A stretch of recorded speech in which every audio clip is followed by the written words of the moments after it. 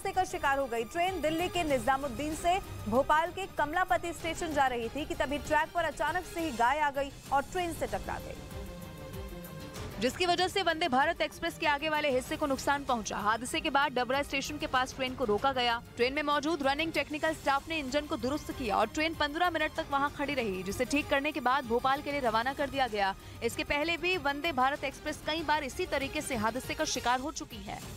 रूस में पुतिन के 2 करीबियों की मौत से हड़कंप मच गया, क्योंकि दोनों की एक ही दिन मौत हुई और दोनों का रिश्ता पुतिन की पार्टी से जुड़ा था। यूक्रेन जंग के बाद पुतिन के कई करीबियों की मौत की खबर आ चुकी है, जिनकी संख्या 1-2 नहीं बल्कि 20 है। या यूक्रेन जंग के बाद पुतिन के 20 करीबियों या यूं कहें कि रूस के 20 हाई प्रोफाइल लोगों की मौत हो चुकी है, जिनमें कई की मौत संदिग्ध थी। यही वजह रही कि पुतिन के 2 और खास लोगों निकोलाई बर्सोव और जशबेक उज़दनोव की मौत की खबर से रूस में हड़कंप मच गया।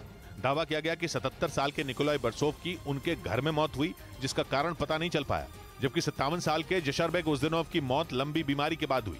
लेकिन इन दोनों नेताओं की मौत की वजह रूस की एक बड़ी आबादी के गले नहीं उतर रही, क्योंकि बर्सोव और उज़दनोव दोनों रूस के रईस लोगों में एक थे।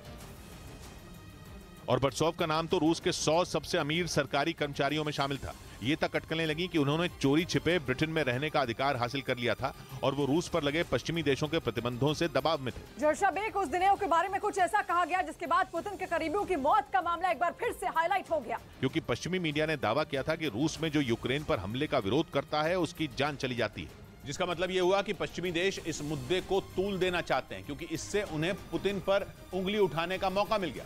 कुछ दिन पहले रूस में एक संगीतकार की मौत की खबर आई थी और पश्चिमी मीडिया ने खबर चलाई कि रूस के संगीतकार ने पुतिन का विरोध करने वाला गाना बनाया था, जिसमें उसने यूक्रेन पर हमले की आलोचना की थी, जिसके बाद रूस के उस संगीतकार की नदी में डूबकर मौत हो गई थी। पश्चिमी मीडिया ने दावा किया कि रूस के इस संगीतकार ने पहले भी अपने गानों के जरिए पुतिन पर निशाना साधा था। यानी घुमा फिराकर यह कहा गया कि रूस में हो रही संदिग्ध मौतों का कनेक्शन पुतिन से है, क्योंकि यूक्रेन जंग के बाद पुतिन के कई करीबियों की मौत हुई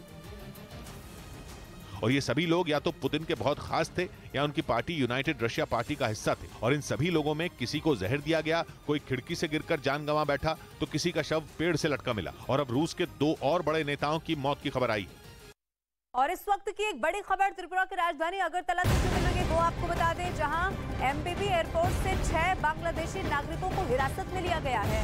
फिलहाल पुलिस हिरासत में लिए गए लोगों से पूछताछ कर रही है। इन पर बांग्लादेश से अवैध रूप से भारत में घुसने का आरोप है। पुलिस मामले की जांच पड़ताल शुरू कर चुकी है।